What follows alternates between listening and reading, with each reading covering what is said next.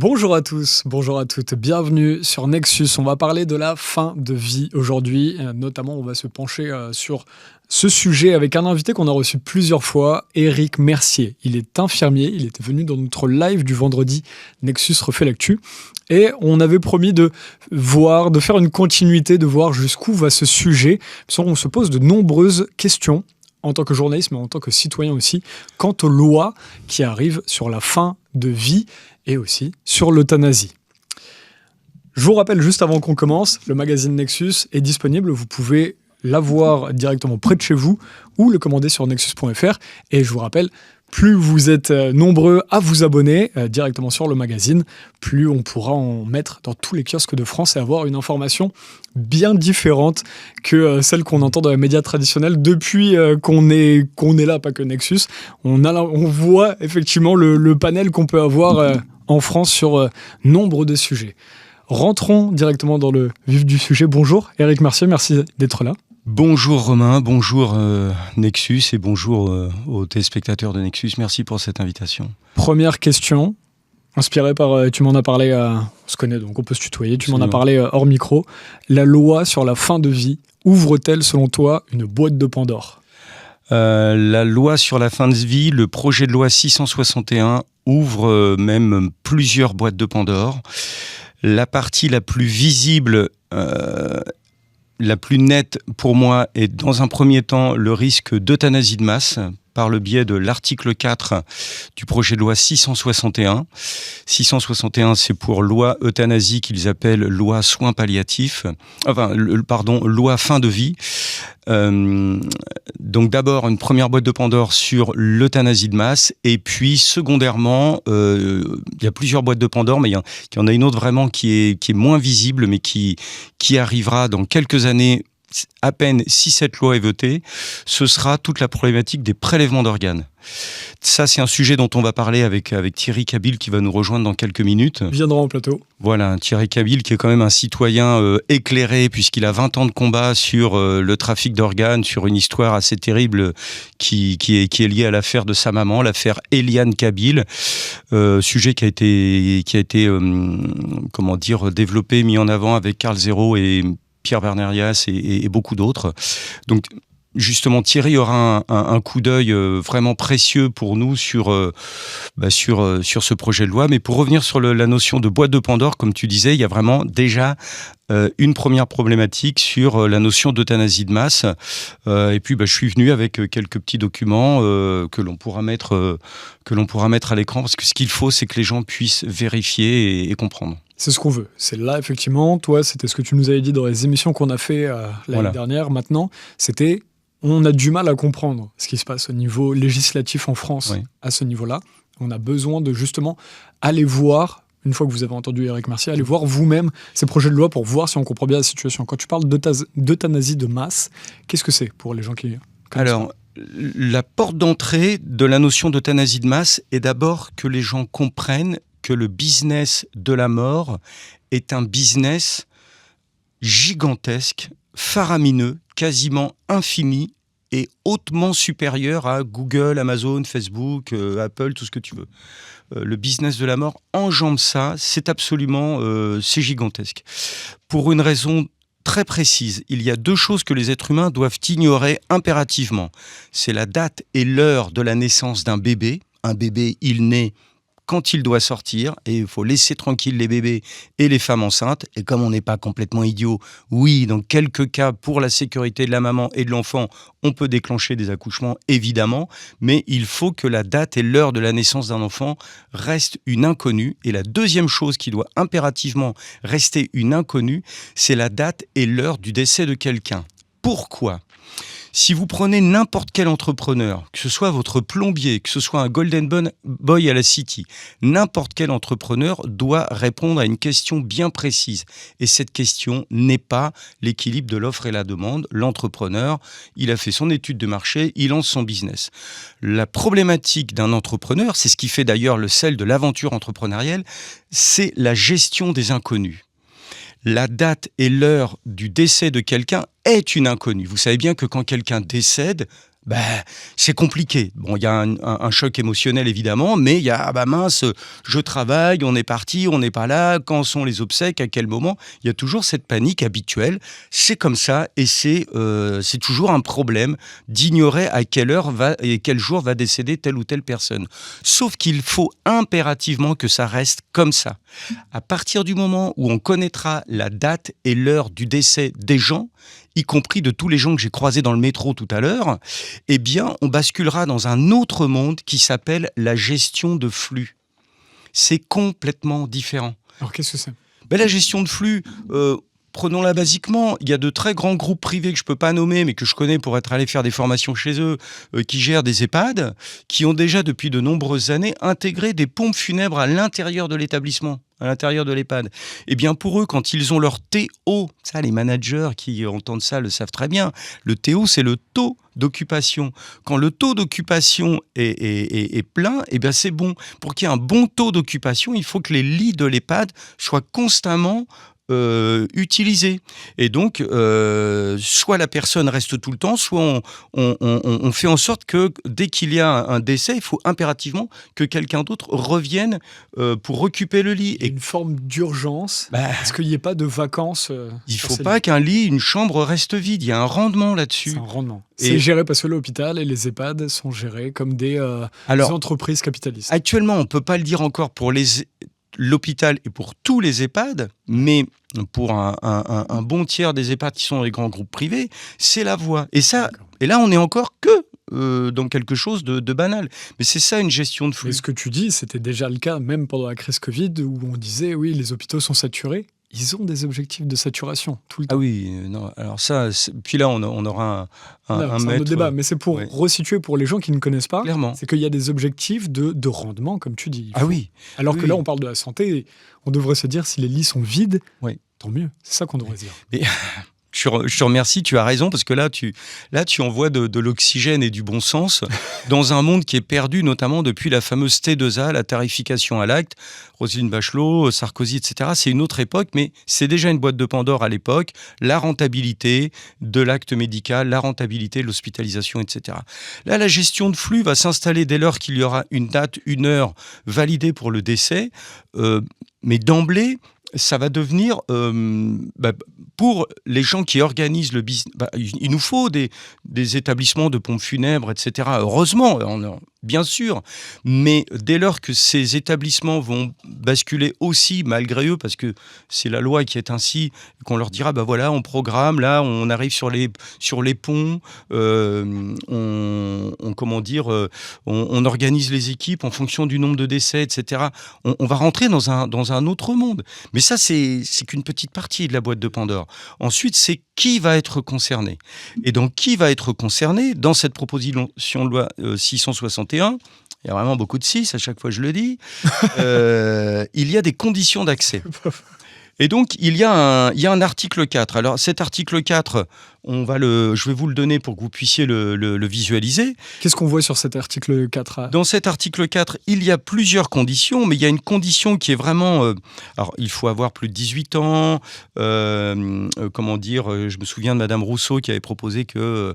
elle disait les adolescents ou les mineurs émancipés de 17 ans et demi devraient pouvoir y accéder. Donc, il y a déjà, d'emblée, il y avait une tendance avec un amendement qui a été rejeté sur commencer à baisser l'âge. La Belgique, maintenant, euthanasie des enfants à tout âge. Donc, pour l'instant, c'est 18 ans et un jour en France.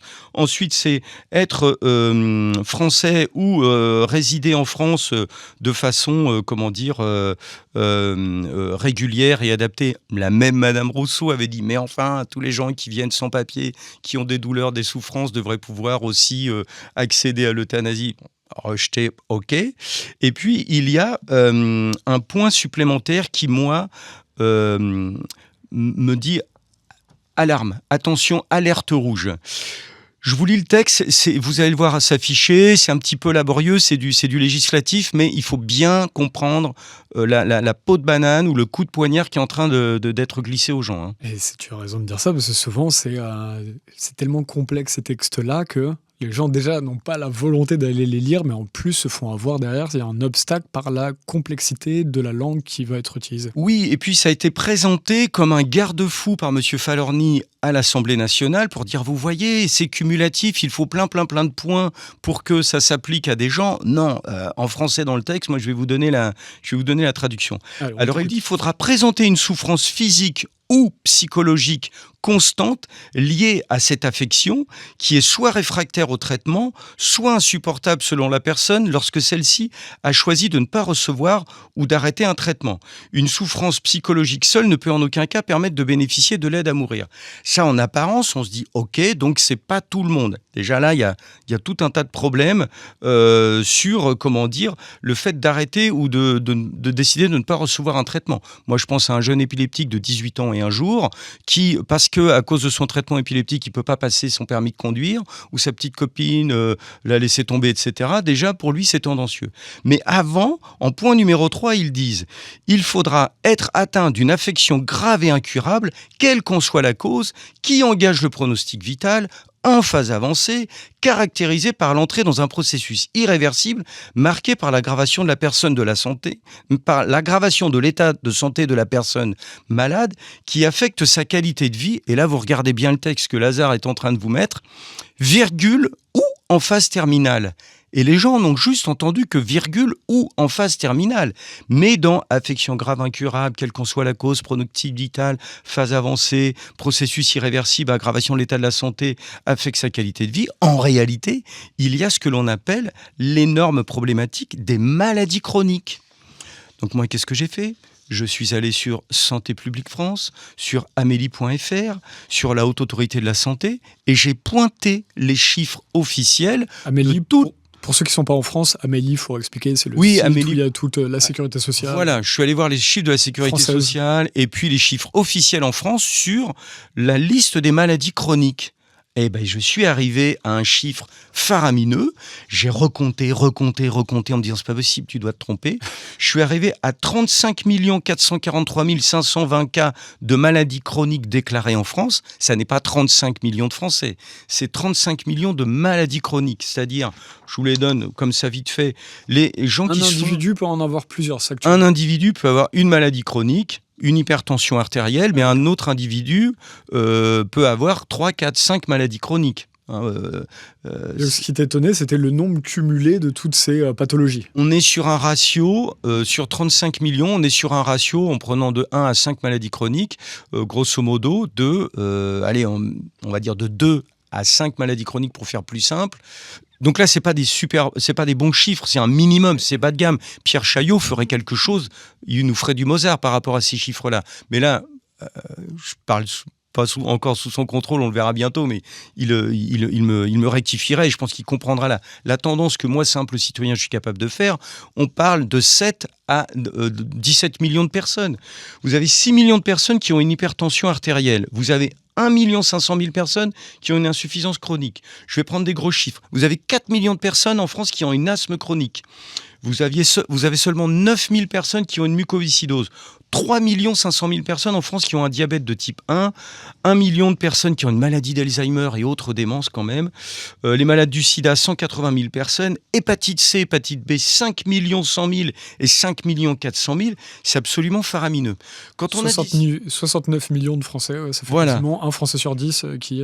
Donc on est sur 35 millions de maladies chroniques et ce sont des gens qui vont, lorsque leur état, il y aura une aggravation de leur état de santé, se verront proposer de l'euthanasie. Donc pour faire simple, pour que vous visualisiez bien, vous avez un voisin qui est diabétique, qui a même pas besoin d'avoir 85 ans, qui a un diabétique bien avancé, qui a une hypertension artérielle, et puis pas de chance à cause de son diabète. Son hypertension artérielle, il est insuffisant rénal chronique, il est dialysé. À peu près 100 000 personnes en France. Les vaisseaux se calcifient, se bouchent, et puis malheureusement, ça arrive fréquemment, on est obligé de faire des amputations. Orteils, pieds, jambes, parfois jusqu'à mi-cuisse. On parle bien donc d'aggravation de l'état de la santé. Avant, pour des personnes qui ont ce type de problématique, on organise leur vie, on organise le soin, on organise leur prise en charge. C'est dur, c'est compliqué. on évite évidemment qu'on lutte contre l'obstination déraisonnable, mal appelé acharnement thérapeutique, évidemment. Mais ce petit Pourquoi monsieur... c'est mal appelé? Alors, L'acharnement acharnement thérapeutique, pour bien comprendre, il fallait et il faut de l'acharnement thérapeutique pour faire des grandes découvertes. Quand il y a eu sur les guerres napoléoniennes des types qui avaient des boulets de canon qui leur arrachaient la jambe, il a bien fallu qu'il y ait des chirurgiens qui s'acharnent pour leur sauver la jambe et pour faire augmenter le niveau de la chirurgie française. C'était de l'acharnement thérapeutique. Parce qu'on s'est dit jusqu'au bout, on fait tout pour sauver et on a augmenté le niveau d'efficacité du soin, de la prise en charge. L'acharnement thérapeutique, c'est un peu choquant, mais quelque part, ça va encore. Ce qui est gênant, c'est quand on le confond avec l'obstination déraisonnable, où là, on a une personne qui est en phase agonique, qui va décéder. Bon, même si on va tous décéder un jour, la temporalité, c'est-à-dire on ignore quand exactement, mais on voit une personne qui vraiment est, ça y est, c'est parti, quoi. Elle va vraiment, vraiment, vraiment décéder. Et là, quelqu'un, un médecin, la famille, refuse et prolonge la vie de la personne en provoquant des souffrances. Quelques semaines, mois, années. Pour rien, quoi. Donc ça, c'est de l'obstination déraisonnable. Et oui, mais bien sûr, c'est un scandale, l'obstination déraisonnable. Et oui, j'ai vu ça. Et oui, je peux même presque dire que moi aussi, j'ai participé, fut un temps, ça fait 35 ans que je suis dans les coulisses des hôpitaux. Oui, je connais ça, oui, tout à fait. Donc on est conscients, nous, les équipes, mais de là à passer il faut arrêter l'obstination déraisonnable, à dire à ce petit grand-père qui va avoir une amputation, sa maison où il se déplace difficilement avec son déambulateur, il va basculer en fauteuil roulant, ça va modifier, sa qualité de vie, etc. De là à lui dire, vous savez, il serait peut-être temps de, voyez qu'on peut pas, maintenant il faut que vous descendiez au rez-de-chaussée, ah ben non, au rez-de-chaussée c'est compliqué pour vous, etc. De là à abandonner ou à utiliser la lutte contre l'obstination déraisonnable comme un marchepied pour aller pousser les gens vers une prise en charge au début palliative, mais qui en réalité est une fausse prise en charge palliative. Hein. Je rappelle, parce qu'on en avait parlé chez Nexus précédemment, que le projet de loi 662, encore plein de 6, sur les soins palliatifs... On a beaucoup de vidéos qui sortent, donc n'hésite pas à reparler d'éléments dont tu as déjà parlé chez nous dans le passé. Et vous retrouverez ça, mais déjà, là, la loi soins palliatifs, tout le monde est pour les soins palliatifs, évidemment. Mais les soins palliatifs d'autrefois, les soins palliatifs d'avant, pas les soins palliatifs qui nous sont proposés, là, tel que M. Bayrou a dit non, mais on va couper la loi en deux. Oui, on va couper la loi en deux. En fait, il y a une étape 1 qui s'appelle corridor d'entrée, qui s'appelle loi de soins palliatifs 662, qui va être passée au Sénat, là, qui a été votée à une grande unanimité par les députés, qui prouve manifestement qu'ils ne lisent pas leur texte. Je suis désolé de le dire, on est tous pour les soins palliatifs, mais pour d'autres soins palliatifs. Ceux-là sont un cheval de Troie, une porte ouverte à l'euthanasie. 2 petits exemples. 1, il n'y a eu aucun travaux de fait sur les médicaments utilisés en sédation profonde et continue jusqu'au décès. On l'avait déjà évoqué dans une émission précédente. Rien de travaillé sur la mort par midazolam, avec les grands risques d'œdème pulmonaire chiffrés à 84% par Joël Zivo, l'expert américain des autopsies dans les prisons américaines, justement au midazolam, aux États-Unis. Les injections létales, c'est du midazolam. Dans nos EHPAD, actuellement, c'est du midazolam. C'est écrit nulle part dans la NSM en France que ça provoque des œdèmes pulmonaires. Juste depuis 2013-2014, il y a un monsieur qui se bat aux États-Unis pour démontrer, lui, en tant qu'anesthésiste réanimateur, expert de l'autopsie, qu'à 84%, le midazolam, ça provoque un œdème pulmonaire, les poumons des gens se remplissent, ils meurent par asphyxie, dans le silence, dans le calme, avec des douleurs intactes. Parce que le midazolam n'est pas un antalgique, ça ne fait rien contre la douleur. Mais ça permet de dire aux familles qui ne comprennent pas, voilà, je pense qu'elle est partie, ou il est parti dans la sérénité, dans le calme, etc. Donc là déjà, il y a une énorme flûte qui est jouée. Je suis un des seuls à le dire. On ment aux familles. C'est extrêmement grave ce que tu dis là. Il y a une partie des gens qui mentent, et il y a une partie du personnel médical, je pense la plus importante. Moi, je discute avec des médecins qui me disent « Mais c'est pas possible, Eric. Attends, là, tu vas un peu fort. » Eh bien, les amis, voici Zivot, Z-I-V-O-T. Allez voir les travaux de Joël Zivot. Il y a un article très important qui s'appelle Gasping for Air. Et fouillez, allez vérifier.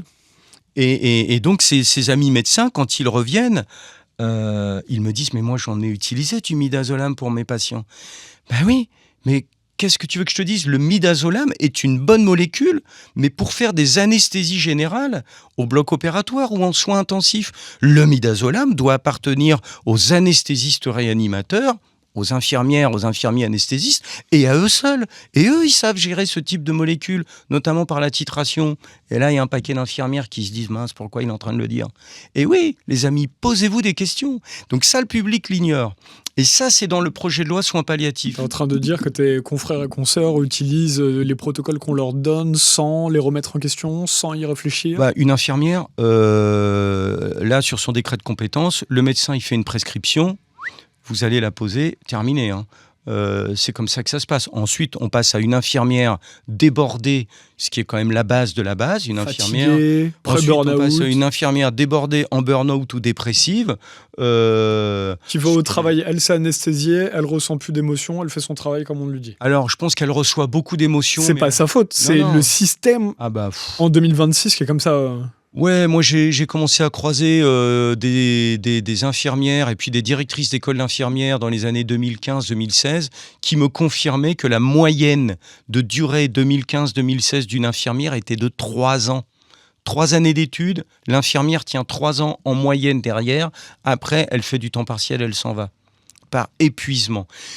Sur 100 élèves infirmières qui sont diplômés, en 2016, une directrice d'Institut de formation en soins infirmiers m'expliquait que sur 100 élèves, 60 élèves allaient chercher leur diplôme, allaient porter une blouse pendant 3 ans, et il y en avait 40, donc 40%, qui partaient directement à la fac pour aller chercher un master, qui n'allaient même pas porter la blouse. On était déjà sur une évaporation de soignants, ça remonte on peut aller jusqu'à la T2A, mais déjà 2015-2016. Au niveau de l'évaporation des soignants, on est depuis la crise sanitaire sur ce que j'appelle une période dite de bouquet final. C'est pour ça que le temps de l'apocalypse arrive. Apocalypse, ça veut dire révélation. Maintenant, c'est plus possible. N'allez pas croire qu'on va percuter le mur. Le mur est déjà tombé, il est complètement explosé sur l'hôpital, sur la médecine rurale, dans les cliniques, ça tombe de partout. C'est pas que ce sujet-là de la fin de vie, là. C'est vraiment un ensemble de domaines de la santé. Là, c'est un contexte, tu as raison, c'est un contexte. Mais pour revenir sur la problématique, de l'article... C'est un contexte, mais là, on comprend bien, c'est le niveau législatif où finalement, c'est déjà extrêmement chaotique. Ce qu'on voit, nous, quand on travaille dessus, pas que sur cette thématique-là, en général avec des experts en santé, et qui, finalement, là, on voit des choses qui ne vont que dans un sens qui risque de stimuler encore les citoyens vers absolument. Nombre de questionnements. Et moi, un élément qui me fait extrêmement peur, le deuxième sur le projet de loi soins palliatifs, c'est aussi qu'il y a une porte ouverte à l'autofinancement. C'est-à-dire que des établissements pourront dire oui, on fait du soin palliatif, les gens viennent et du coup ça nous permet de rentabiliser l'établissement. Mais là, il y a plein de petits jeunes en école de commerce qui sont en train de sentir et qui peuvent commencer à monter leur projet. En Angleterre, en 2014, le Liverpool Care Pathway, c'est-à-dire la loi Claes-Leonetti anglaise, mais qui s'est arrêtée en 2014. En 2014, je refais ma phrase, pardon. Les Anglais ont stoppé leur loi à eux de sédation tant ils euthanasiaient de personnes. Ils étaient à plus de 100 000 morts. Les Anglais eux-mêmes se sont dit on arrête d'euthanasier des gens qui ont des problèmes de phlébite. Et comment en sont-ils arrivés là ? Par le prisme de l'autofinancement. Les établissements gagnaient de l'argent à euthanasier des gens, c'est-à-dire à les mettre en sédation. Et là, le projet de loi 662 commence à ouvrir tout doucement une porte sur l'autofinancement. Et l'intégralité de nos députés ont voté ça, sans regarder, sans creuser. Tu parlais de boîte de Pandore, l'autofinancement est une boîte de Pandore. L'absence d'évaluation des cocktails utilisés en sédation est également une autre boîte de Pandore. C'est un ensemble de boîtes de Pandore. C'est quoi les cocktails utilisés en sédation ? Alors, Je te fais beaucoup répéter, mais parce qu'on connaît les cocktails peu lithiques. fièrement ça. Les cocktails lithiques le plus utilisés actuellement en sédation profonde sur les recommandations de la Société française de soins palliatifs via Madame Fourcade, tout ça est officiel, il n'y a aucun souci, sont, comment dire, il y a de la morphine, mais il y a surtout du midazolam. On retrouve dans les protocoles qui ont été proposés par la SFAP pendant la crise sanitaire de la scopolamine et on retrouve également du furosémide. Et je vais m'arrêter là parce que j'aimerais bien qu'ils m'attaquent et je voudrais pas leur donner trop de points d'appui. Mais déjà rien que là c'est énorme. Par contre je rajoute. C'est énorme. Parce que tout ça, c'est mal de mélanger ces produits. C'est des bons médicaments, mais ils sont quand on les mélange entre eux, ça tue les gens. Okay. Voilà.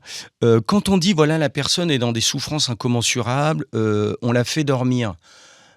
Ouais. Ok, mais le midazolam, pour revenir sur Joël Zivo, maintenant on sait grâce à lui que ça attaque le parenchyme pulmonaire, que les poumons se mettent à transpirer, se remplissent de flotte et que la personne va mourir noyée en suffoquant pendant des heures, voire des dizaines d'heures, voire des jours entiers. Je rappelle quand même que Vincent Lambert a mis 9 jours à mourir. Vincent Lambert, petite parenthèse, patient numéro 1, juillet 2019, décret Rivotril, 9 mois plus tard. 28 mars 2020. Tiens, puis d'ailleurs, petit point supplémentaire, septembre 2020, Monsieur Falorni, le promoteur de la loi euthanasie, demande au ministre de la Santé, question 39 476, je vais vous donner vous allez la voir s'afficher à l'écran, demande au ministre de la Santé si les stocks de midazolam et de Rivotril sont bons. Septembre 2020, personne ne parle de la suspension des soignants, ni même des vaccins, enfin des injections d'ARN. Lui demande, est-ce que les stocks sont bons ? Mais, cher député, vous n'avez pas un petit peu autre chose à faire que de demander en septembre 2020 si les stocks sont bons pour sédater les gens à ce moment-là. En fait, lui, il prépare et il pousse sur une roue, tout doucement. Est-ce que les familles vont comprendre qu'on a assassiné leur petit vieux ? Et est-ce que les soignants vont se rebeller ? Et quand tout ce petit monde est prêt, hop, 2024 arrive, et puis ça rebondit sur 2025, on va se faire une petite loi euthanasie, parce que maintenant, les familles n'ont rien dit et les soignants sont prêts. Est-ce que tu as des théories derrière ? Alors ça, c'est pour pas être attaqué, c'est le mieux, c'est de pas avoir de théories, mais qu'on essaie de comprendre. Est-ce que tu m'en parlais tout à l'heure du côté capitaliste de l'hôpital, capitaliste des établissements de santé, il faut que les lits soient tout de suite remplacés. Là, aujourd'hui, il y a trop de saturation. Alors, est-ce que tu penses que les hôpitaux se sentent débordés complètement par rapport... Ça paraît évident, en fait, quand je pose la question. Les hôpitaux se sentent débordés de patients aujourd'hui. Écoute, depuis Sarkozy, Hollande, Macron, il n'y a qu'à voir le nombre de Français. Celui qui vraiment sera le maître sur ces chiffres, ce sera Pierre Chaillot. Le nombre de Français, le nombre de personnes de plus de 80 ans, la population des plus de 80 ans est en train d'être multipliée par 2, et l'incroyable hémorragie de lits. On a supprimé les lits alors que la population vieillit et qu'on en a particulièrement besoin.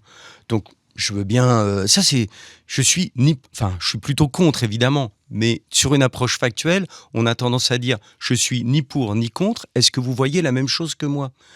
On est sur... j'ose même plus dire le chiffre, mais c'est absolument gigantesque.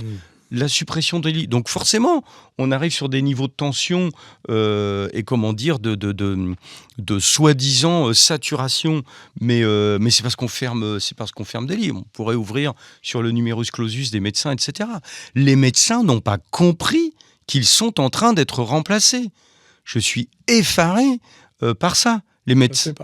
Les médecins sont en train d'être remplacés par l'IA, qui a un niveau nul. Je suis désolé. Autre sujet, ils sont en train d'être remplacés par la data, ce qui est juste à côté, mais c'est-à-dire qu'on pose des appareils qui sont en capacité de lire quantité de choses dans le corps. Les médecins se réfugient, je parle de la jeune génération, derrière leur clavier, le petit stéthoscope autour du cou pour dire « attention, je suis médecin, mais par contre, Moi, je te pose des questions avec mon clavier. Non, je ne t'ausculte pas, je ne cherche pas tes ganglions, je ne suis pas capable d'écouter ton cœur, ton souffle, etc. Je suis un cerveau, donc je te pose des questions, oui, non, attrape la feuille, je parodie. Note les symptômes et voilà, je te donne le diagnostic. Je parodie, j'exagère, ok, je présente mes excuses au corps médical, j'y vais un peu fort, mais... tout le monde reconnaît bien qu'avant, votre médecin faisait de la médecine hippocratique. Notre fameux, moi je le pleure tous les jours, c'est Stéphane Gaillet. Bon, on a Olivier Soulier également qui nous regardent en ce moment. Stéphane Gaillet, le grand défenseur de la médecine hippocratique. Les symptômes, l'anamnèse, j'ausculte mon patient. Ça, c'est en train d'être remplacé par le matériel. Et le troisième niveau de remplacement, c'est moi. Infirmière pratique avancée. On donne à l'infirmière 2 années de plus, on lui donne une petite poignée de queue de cerise d'augmentation, et puis on lui permet de grignoter un certain nombre de prescriptions pour soulager le médecin. Alors oui, effectivement, ça a un effet pour soulager le médecin, mais... non, je pense que les médecins sont poussés vers la porte tout doucement. Il en restera, il y en aura toujours. Mais l'État et les laboratoires veulent s'occuper de votre santé. Hein. Et la crise sanitaire n'était rien d'autre qu'une répétition générale. C'est comme ça que je le vois. C'était une répétition générale. T'allais me poser une question ou... Non, je bois tes paroles avec plaisir. Malheureusement, le sujet est grave, mais... Voilà. Donc, ce qu'on peut dire sur le projet de loi, ne serait-ce que soins palliatifs 662, rien sur les médicaments utilisés actuellement en soins palliatifs, aucun moratoire, et puis allons-y gaiement, lançons un projet d'autofinancement, rien que là, mes chers amis députés, mais alors là, je m'adresse aux sénateurs qui nous voient, si vous pouvez... si vous êtes OK, envoyez ça à vos sénateurs. Quoi. Il y a un énorme problème sur l'autofinancement. Même des gens de gauche. Mais mes chers amis, mais réfléchissez. On rejette ça. On appuie sur le bouton non tout de suite. Et c'est pas parce que c'est écrit soins palliatifs. Le problème, c'est qu'on est dilué sur l'inflation, nos amis agriculteurs qui souffrent particulièrement, sur l'Ukraine, sur du Trump, en veux-tu, en voilà. Et nous, la problématique... Ah oui, c'est vrai, il y a la loi soins palliatifs, c'est bien, je crois. Oui, c'est bien. Bon, allez hop, on valide. Mais lisez vos textes avant de voter. Oui. Là, c'est des boîtes de Pandore catastrophiques. Et pour se recentrer sur le 661, on a donc une euthanasie de masse. Je sais que dans l'affaire des grandes surfaces, micro-apartés, où les grandes surfaces s'installent illégalement avec le consentement des préfets, personne, dans les commissions, personne ne lit les dossiers, ils les lisent au moment le jour même, au moment où vient le vote. Comment est-ce qu'on juge ? Il n'y a pas de temps de repos, de digérer de l'information, de prendre de la hauteur. Personne ne lit les dossiers. Il y a quand même un cancer aussi en France, mais un peu partout, un petit peu partout dans le monde. Oui, c'est une parenthèse importante. C'était pour dire que c'était pas propre. Tout à fait. Aux hôpitaux, quoi. Non, mais c'est un cancer qui recouvre autant les hôpitaux que la police, les garagistes, mais qui ne vient pas d'une corruption, tu vois. Non. C'est plus c'est l'échec de la bureaucratie qui en fait est complètement incohérente avec l'être humain. L'être humain, vidé de son énergie dans la société actuelle, ne veut plus lire les dossiers parce qu'il est fatigué, s'il veut faire son travail avec facilité. Et on en parlait en tout début d'émission, en fait, quand tu mets que des trucs compliqués pour raconter des choses simples, voilà, où il y a du bon sens qui rentre, t'as plus assez d'énergie pour ça. Là, pour confirmer ce que tu dis, il y a cette problématique, pour moi, un des cancers de la France, c'est la prise du pouvoir par les managers. On nous a piqué nos chefs, partout en France, dans tous les postes de travail possibles et imaginables. Qu'est-ce que c'est qu'un chef ? Je m'adresse à toi qui me regarde, à toi qui es sur Nexus. Tu vas comprendre que tu es probablement un chef. Un chef, on le reconnaît avec 5 paramètres. Le premier paramètre, c'est quelqu'un qui est capable de montrer l'exemple. Même un pizzaiolo qui me reçoit et qui me dit « Eric, je vais te montrer comment je fais tourner une pâte », moi, je ne sais pas comment il fait. Il me donne son savoir-faire. Ça va susciter de l'estime. Le chef est capable de passer la serpillière. Ça ne veut pas dire qu'il doit le faire, mais il est capable de te montrer l'exemple. Deuxième aspect du chef, il emploie des mots que l'on comprend. On comprend ce qu'il dit. Tu le sais bien. Hein. On n'est pas sur quelqu'un qui dit alors dans une mutualisation de bienveillance partagée, sur une harmonisation des pensées réciproques. Le bon chef, il n'a pas le temps. Voilà. Faut y aller. C'est clac, clac, Il clac. n'a pas le temps de parler. Vous savez bien, ce genre de réunion où vous sortez, vous êtes dans le couloir avec vos collègues, dans l'ascenseur, t'as compris. Non, personne n'a rien compris. Troisième posture du chef, sa parole langage. C'est quelqu'un qui dit oui, je vous ai dit de faire ça, et maintenant je vous demande d'aller de l'autre côté. J'assume. C'est pas quelqu'un qui dit ah ben non, c'est un groupe de travail avec qui a demandé. Voilà, le manager est formé pour baisser sa responsabilité. C'est dans son cursus. Hein. Ce sera jamais lui.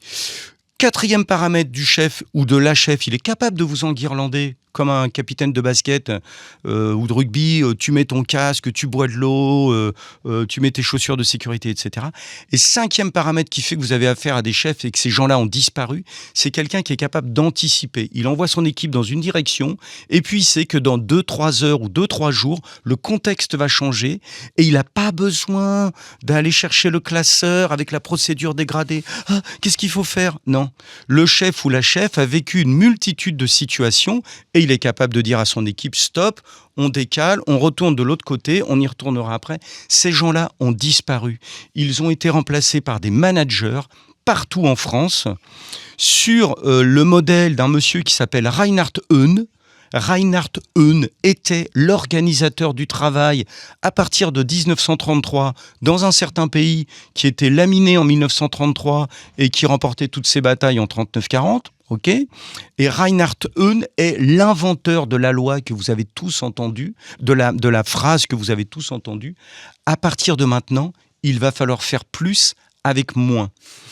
Et alors, je ne suis pas en train de dire que les managers sont des nazis, évidemment que non. Évidemment que non. Non. Simplement, le manager est quelqu'un qui est calibré dans sa formation et c'est eux qui ont pris le pouvoir. On peut attaquer du Macron, du McKinsey, oui, mais il y a tous les petits péteux, les petits thénardiers de service, adorateurs de BFM, qui, eux, sont formatés sur...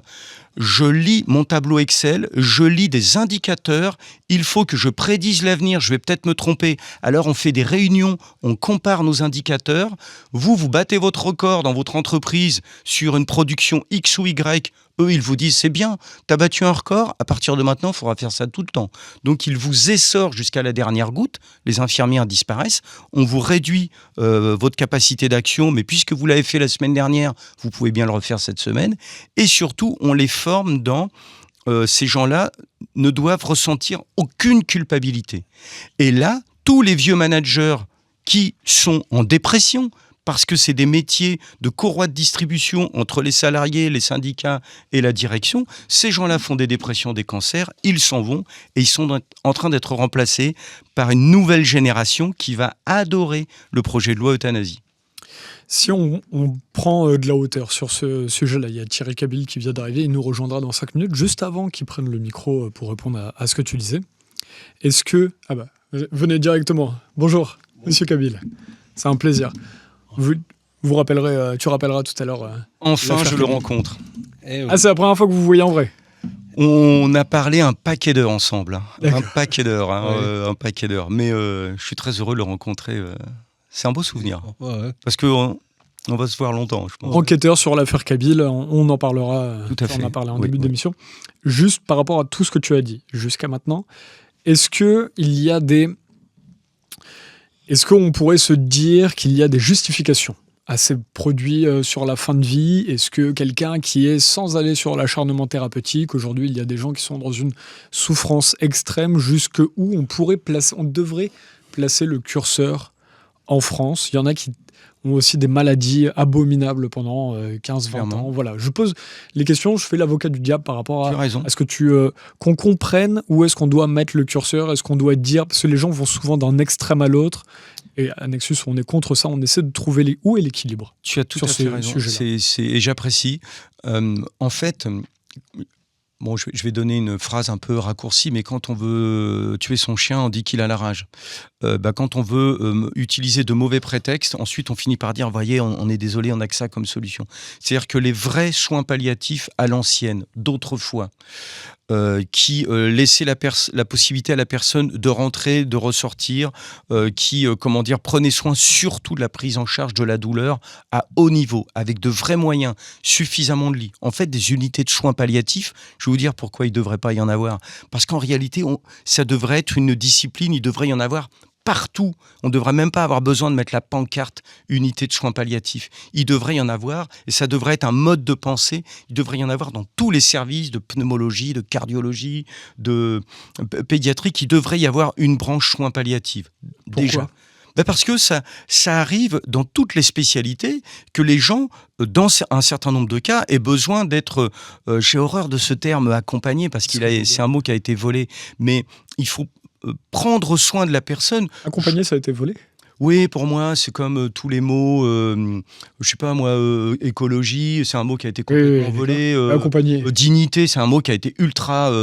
alors, dignité est un mot qui a été volé et violé pour aller jusqu'au bout de ma pensée. C'est une catastrophe. Accompagner, on a le droit de dire qu'on accompagne quelqu'un. Mais bien sûr, parce que, en fait, ce que je veux dire par là, c'est que moi, si je suis soignant et si je suis un bon soignant, par exemple, je vais pas avoir de pitié.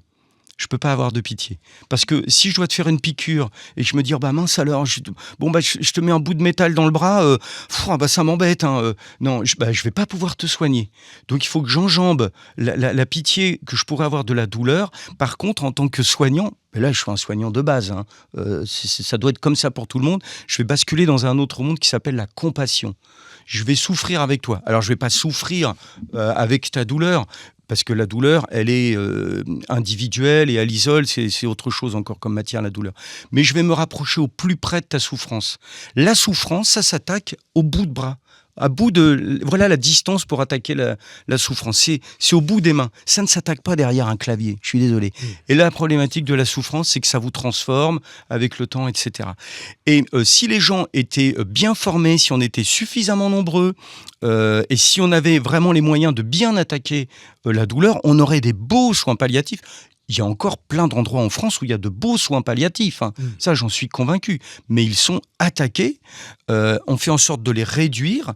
Et du coup, effectivement, pour les gens, c'est plus facile de se dire je vais peut-être plus avoir que l'euthanasie, ce qui est le modèle québécois. 10 ans de pratique euthanasique, 77 000 morts, modèle québécois, enfin canadien plus exactement, c'est pas 77 000 personnes en phase agonique avec leur cancer et les métastases qui flambent. C'était quoi ? Eux, c'est tout simplement Monsieur X qui a une rechute de son cancer, qui ne peut pas payer sa Xème chimio et ses rayons, et qui se dit si je me paye ma chimio, mes rayons, en fait, je serai peut-être guéri, mais par contre, je serai SDF à coup sûr. Je fais mes calculs, je regarde ce qui me reste, et puis je me paye un enterrement correct, et je décide de mon euthanasie, puisque de toute façon, j'ai acté que j'allais mourir. Que tu racontes là ? Non, mais je vais t'envoyer des vidéos qui passent sur Twitter. On les mettra dans la description. Mais oui, je vais t'envoyer un monsieur qui explique ça, mais bien sûr. Donc là, tu nous expliques au Canada, pardon pour les lecteurs qui connaissent ça, on ne connaît pas tout à Nexus. Là, ce que tu nous expliques, si c'est vrai, ça veut dire que un pays dans une telle faillite de se dire on n'arrive pas à soigner correctement nos citoyens et à leur assurer une survie économique en même temps, on leur propose des soins palliatifs. Voilà. Mais derrière, il y a un modèle sur le business de la mort dont je te parlais. Le premier, ça fait plusieurs fois que je cite son nom, mais c'est vrai, il arrive bientôt chez vous sur Nexus. C'est Pierre Chaillot, un soir où j'étais en émission avec lui et avec Valérie Ferrier, que j'embrasse et que je salue au passage. Ouais, Valérie Ferrier, vraiment une des dernières grandes journalistes scientifiques d'investigation. Vraiment une... revoyez on l'a vidéo reçu qu'on a avec fait toi, ensemble. oui, tout à fait. Ah ouais. Et Pierre Chaillot employait le terme de risque de longévité. Vous tapez votre moteur de recherche préféré, retraite, risque de longévité, vous tomberez sur pléthore de sites, de business qui vous expliquent que non, 85 ans, 90 ans, non, c'est en dessous. C'est parce que au niveau fonds de pension, ça n'est plus rentable. Ils veulent surtout que Jeanne Calment soit le mirage qui doit impérativement disparaître, et c'est pour ça qu'on a un plan 75 qui s'intitule comme ça un peu partout dans le monde. Il y a un film Plan 75 qui est passé au Festival de Cannes il y a 2 ou 3 ans. Les Chinois disent voilà, nous on a la tradition du seppuku, donc on se tue. C'est un film, c'était une fiction, mais c'est la fameuse fenêtre d'Overton, c'est pour préparer les consciences. On se tue parce qu'on reçoit une grosse somme d'argent et on se fait harakiri. Et donc il y a tout un film sur la fameuse dignité, la prise en charge au Japon. Mais aux Pays-Bas, au-delà de 75 ans, on vous dit il faudrait peut-être réfléchir sur vos allocations. En Angleterre, on leur dit au-delà de 75 ans, pour vos héritiers, quand vous leur donnerez quelque chose, il y aura plus de taxes si vous dépassez 75 ans. Donc ce modèle, il n'y a pas de complot. Il faut juste se renseigner. Le problème du complot, c'est soit d'en voir partout, soit d'en voir nulle part. Et nous, notre vraie difficulté, en complotiste diplômé que nous sommes, c'est de dire, certifié, c'est de dire, mais en fait, chers amis, allez creuser les données officielles. C'est parce que vous ne creusez pas les données officielles, tout simplement. Il y a tellement d'idiots qu'à la fin, je ne sais même plus si c'est du complotisme ou juste la bêtise. Non, c'est un commentaire en plus. Mais juste avant que tu poses les questions à Thierry Cabil, ce que tu dis là-dessus, parce que là, je regarde en même temps ce que disent les institutions, les officielles, les institutions publiques. Pour eux, effectivement, c'est ce que tu disais tout à l'heure, le but de ces lois sur la fin de vie, c'est de pouvoir lutter contre l'obstination déraisonnable. C'est ce que tu disais au début de l'émission. Oui. Finalement... Parce qu'il y a eu des cas, effectivement, où c'était compliqué. Là où, effectivement, pour résumer ton propos, tu me dis si c'est compris ou pas, si c'est ça ou pas, c'est que finalement, toi, tu dis, il y a ça qui peut poser débat, il faudrait faire des moratoires. Est-ce que cette obstination déraisonnable, qu'est-ce qu'on en fait? Maintenant, toi, tu dis, attention, parce qu'ils utilisent ça pour aller encore plus loin. Et oui, l'enfer est pavé de bonnes intentions. C'est une bonne intention que de lutter contre l'obstination déraisonnable. Exactement. Voilà, d'accord. Mais donc oui, ok. Sauf que... Tu n'es pas contre... Ah mais non, l'obstination déraisonnable, moi j'ai vu ça un paquet de fois. Non, c'est un scandale, il faut lutter contre l'obstination déraisonnable. Sauf que ça sert de marchepied pour aller beaucoup plus loin. Et là, le petit grand-père qui dirait avant l'obstination déraisonnable, c'est la personne qui est dans des souffrances atroces, qui va manifestement mourir, elle a les jambes complètement marbrées, elle est déjà en cyanose. La personne, je ne vais pas décrire tous les signes de la phase agonique, mais on sent que ça peut arriver dans quelques heures. Sachant que, comme tous les soignants qui nous regardent, nous, on a tous croisé des patients qui étaient en train de mourir dans la nuit. On revenait le lendemain, 3, 4, 6 mois plus tard, ils étaient encore vivants. Ça, on en a plein dans notre expérience. Mais avant, l'obstination déraisonnable, c'était donc celui qui est vraiment parti, qui va mourir, et on s'acharne. Moi, quand j'étais pompier de Paris, j'ai vu des choses tout à fait spectaculaires. Je peux te raconter. Oui, il faut lutter contre ça.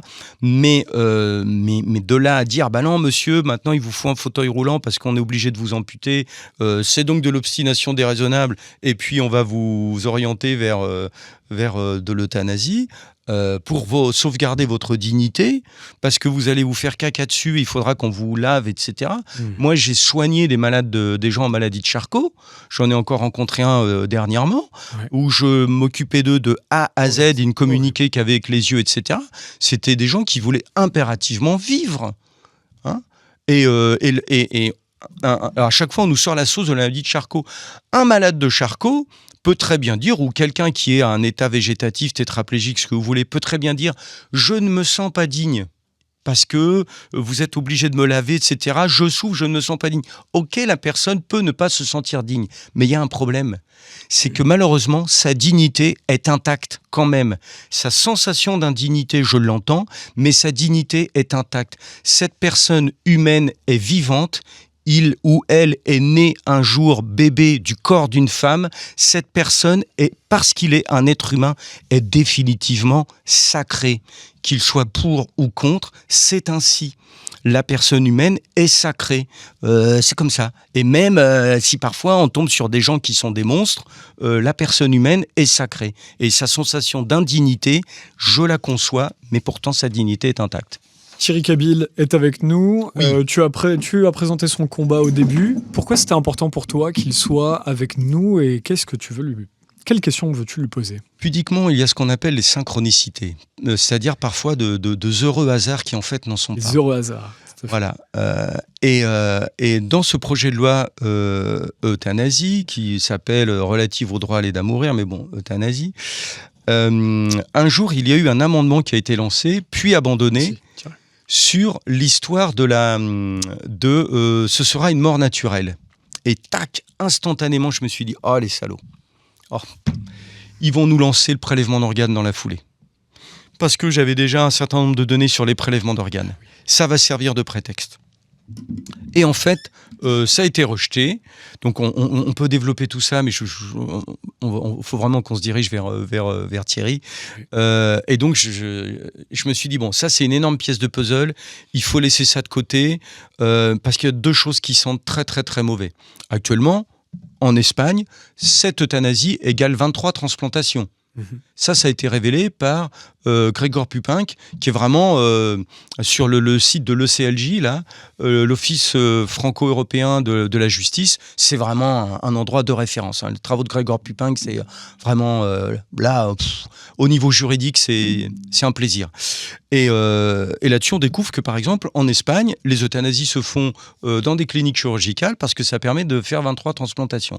C'est la même chose en Angleterre, au Québec, sauf qu'au Québec, on a pareil, je t'enverrai la vidéo. Regardez ça, mesdames et messieurs, vous avez un manager qui parle avec une love langue vraiment à vomir, et qui est, en fait, quand on traduit avec... Love langue, c'est le langage inventé. C'est mielleux, c'est doux, ça passe bien, ça rassure, voilà. On est juste en train de bien viser votre omoplate, là, voilà. C'est ça, là, ce type de novlangue. Et le type est en train d'expliquer à un parterre de chirurgiens dans un colloque que les jeunes dépressifs... Réfléchissons, un jeune dépressif qui se jette sous un train, qui se balance par la fenêtre, c'est quand même un paquet d'organes qui sont sacrément perdus. Alors que si on l'euthanasie, on peut récupérer ses organes, mais lui propose d'aller plus loin. Parce que quand vous avez l'euthanasie qui est provoquée, il y a un certain délai entre le moment... Je suis désolé, je rentre dans l'approche technique, là, pendant 30 secondes, ça va être un peu violent ce que je vais vous dire. Mais... De toute façon, vous regarderez la vidéo. Mais à partir du moment où le cœur est arrêté, on est obligé d'attendre quelques minutes. Et puis, il y a quelques minutes où les tissus ne reçoivent pas leur oxygène.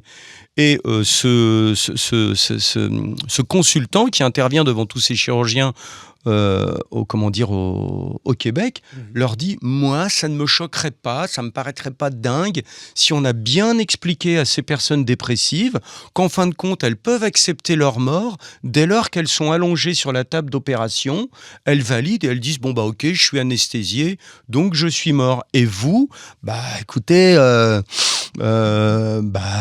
allez-y, prélevez, vous êtes simplement au bloc opératoire et vous récupérez les organes et au moins ils sont bien oxygénés. Mais ça s'appelle dépecer un être humain vivant, oui ou non? Tout simplement, ça y va tout doucement par petites touches.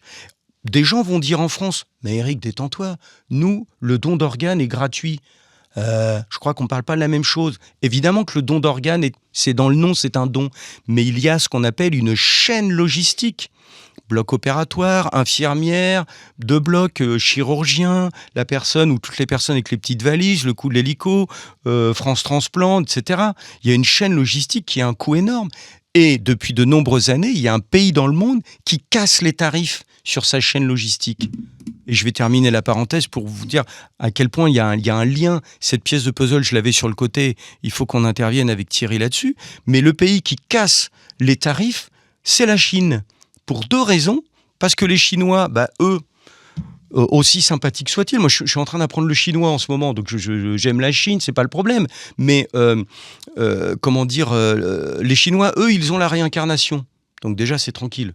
Bah, écoute, tu vas mourir, tu vas te réincarner, détends-toi. Hein.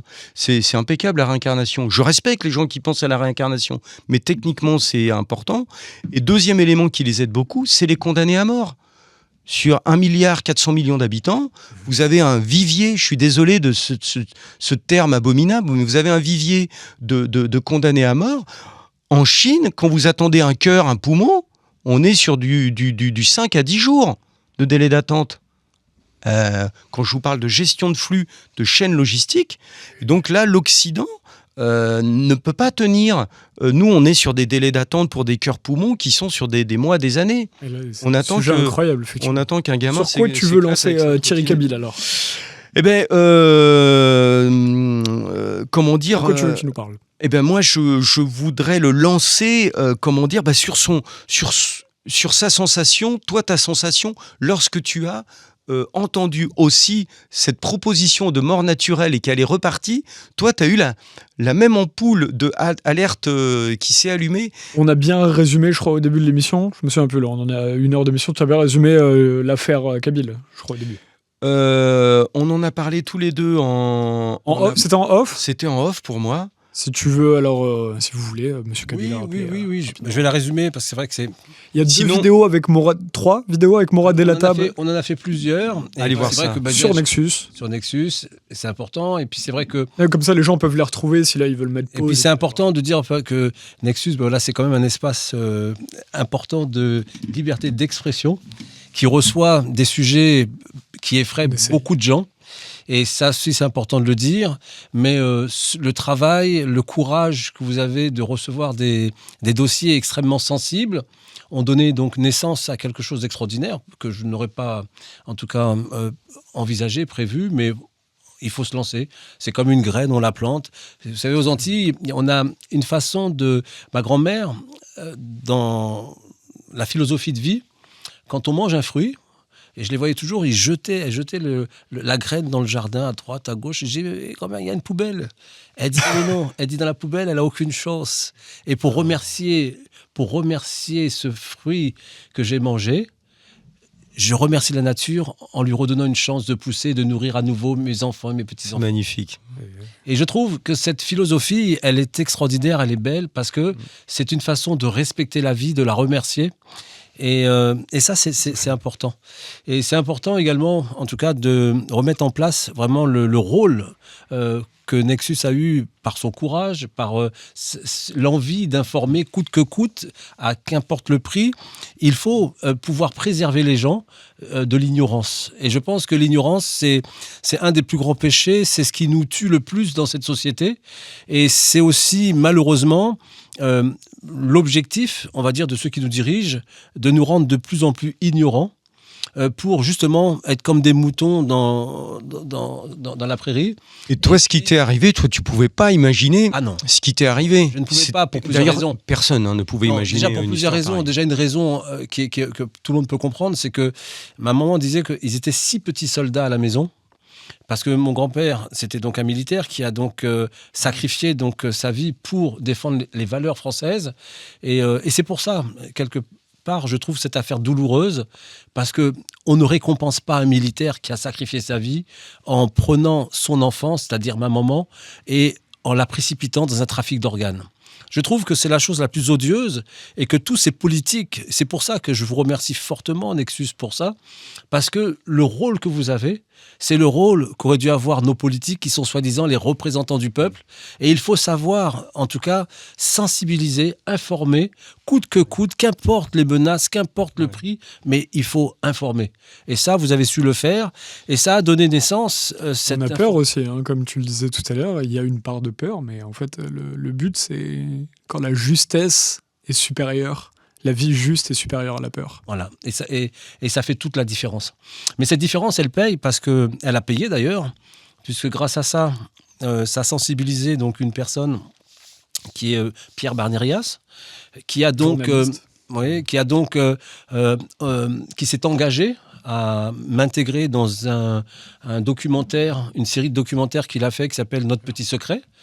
À l'issue de ça, donc, il y a Karl Zero qui a décidé d'intégrer donc, son documentaire sur ses chaînes, puisqu'il a été censuré partout.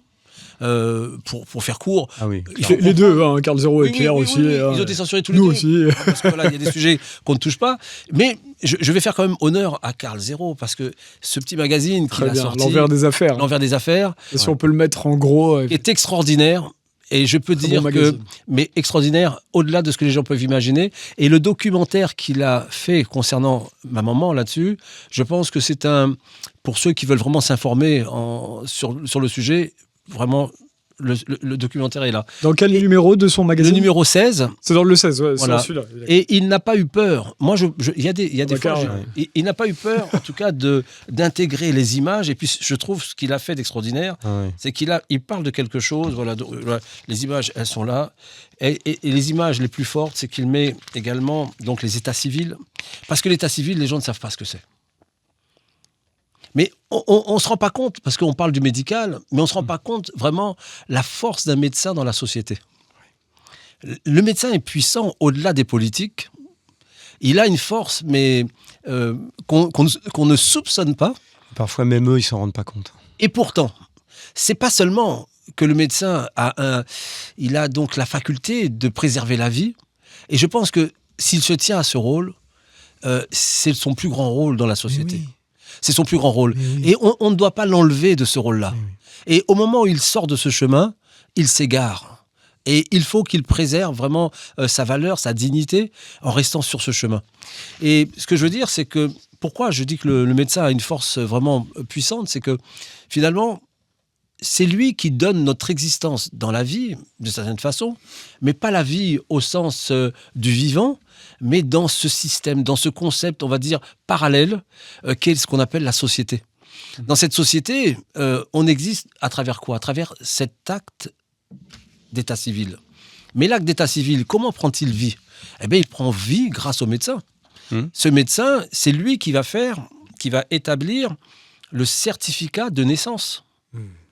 À partir de ce certificat de naissance, on va pouvoir aller à l'état civil et on va donc enregistrer cet acte, ce certificat, dans le registre de l'état civil. À partir de là, on va donc produire des actes d'état civil.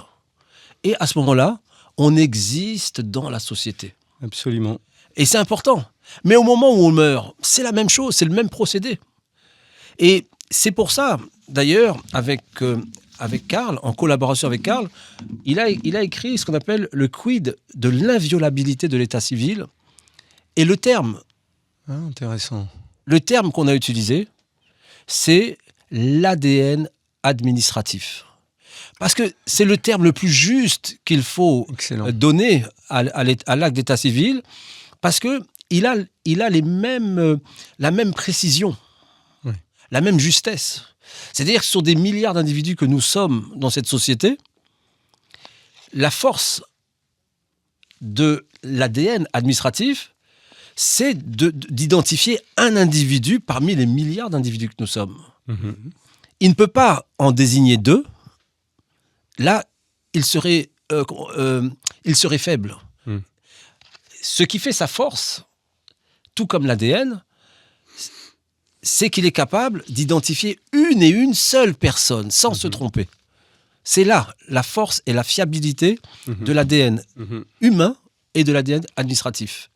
Or, aujourd'hui, et c'est là donc, où cette affaire elle devient colossale, c'est que finalement, nous, la famille, on s'est retrouvés avec 3 actes de décès pour une seule personne.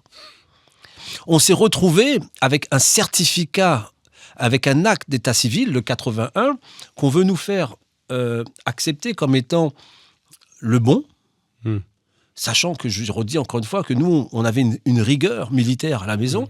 Donc je ne peux, par respect pour mon grand-père, je ne peux pas accepter cet acte qui a été produit. Il a été produit, cet acte, avec un... C'est-à-dire que l'acte d'état civil, il est né avant le certificat de décès. 6 jours avant, ce qui est impossible. Non. Quelles sont tes pistes par rapport à ça? Il faut toujours avoir le certificat du médecin d'abord, et après, en allant à l'état civil, on va produire donc, le registre d'abord, l'acte après. Ça, là, il a été produit avant.